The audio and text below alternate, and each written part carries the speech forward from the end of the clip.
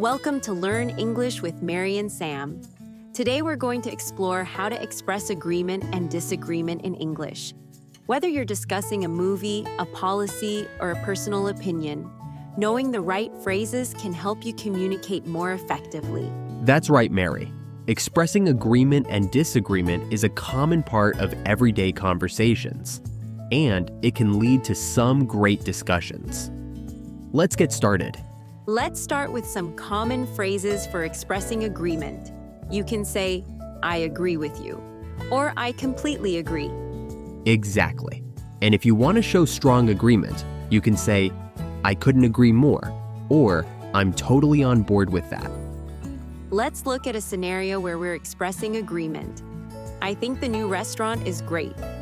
I agree with you. The food is amazing. Yes, and the service is excellent too. Now, let's talk about how to express disagreement. You can say, I don't agree, or I see it differently. That's right. And if you want to express a strong disagreement, you can say, I strongly disagree, or I have a different opinion. Let's role play a scenario where we're expressing disagreement. I think the new policy is a good idea. I don't agree. I think it will cause more problems than it solves. I understand your concerns, but I think it's worth trying. For more advanced learners, let's look at some sophisticated expressions.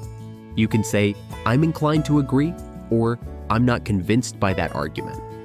That's a great one. Another advanced expression is, I have reservations about, which shows a cautious disagreement. Let's explore these phrases in different contexts.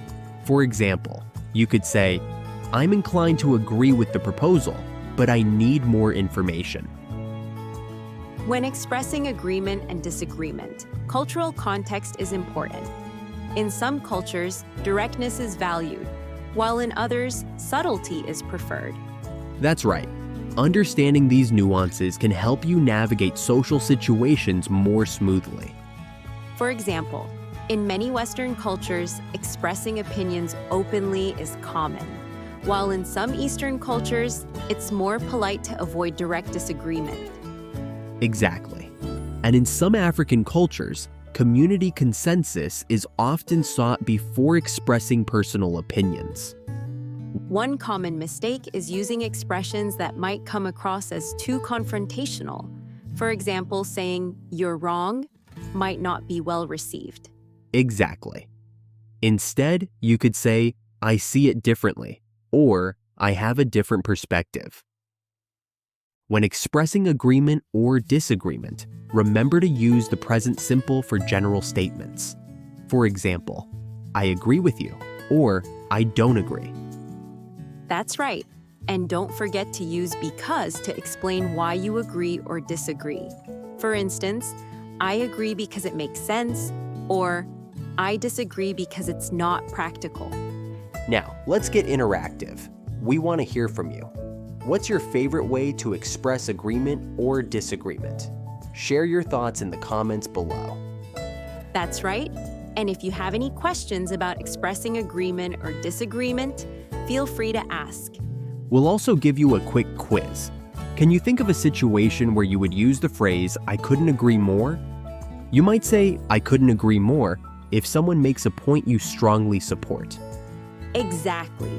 For example, I couldn't agree more that this policy is necessary. Let's do another role play to practice expressing agreement and disagreement. Imagine you're discussing a new project with colleagues. I think this project is a great idea. It aligns with our company goals. I agree with you, but I have some concerns about the timeline. Do you think we can meet the deadline? I understand your concerns, but I think we can manage it with the right resources. Another scenario could be discussing a current event. You might say, I agree with the government's decision, or I disagree with the new regulations. That's a great idea. Let's explore these phrases in different contexts. For instance, you could say, I'm inclined to agree with the proposal, but I need more information. Let's do another role play. Imagine you're in a meeting and someone presents an idea you don't fully support. I'm not sure about this idea. Can you explain it further? Certainly. The idea is to increase productivity by streamlining processes. I see what you mean, but I have some reservations about the potential impact on staff morale. When expressing agreement and disagreement, it's interesting to note cultural differences. In some cultures, directness is valued, while in others, subtlety is preferred. That's right. Understanding these differences can help you connect better with people from different backgrounds. For example, in many Latin American cultures, warmth and enthusiasm are key when expressing opinions, while in some European cultures, directness and clarity are more common. Exactly. And in some Asian cultures, respect for hierarchy is emphasized during discussions. Let's explore more cultural insights. In some Middle Eastern cultures, hospitality and respect are emphasized when expressing opinions. That's right. And in many African cultures, community consensus is often sought before expressing personal opinions.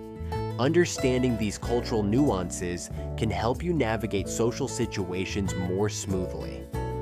Today, we covered a range of expressions for expressing agreement and disagreement, from basic to advanced.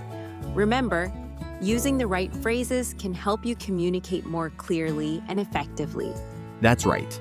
Practice these expressions in your daily conversations to improve your English skills. Don't forget to pay attention to cultural nuances to enhance your communication. Thanks for joining us today. If you have any questions or want to share your favorite phrases for expressing agreement or disagreement, please comment below. Don't forget to like and subscribe to our channel for more episodes of Learn English with Mary and Sam. We have some exciting topics lined up for you in the coming weeks. Until next time, keep practicing and we'll see you soon.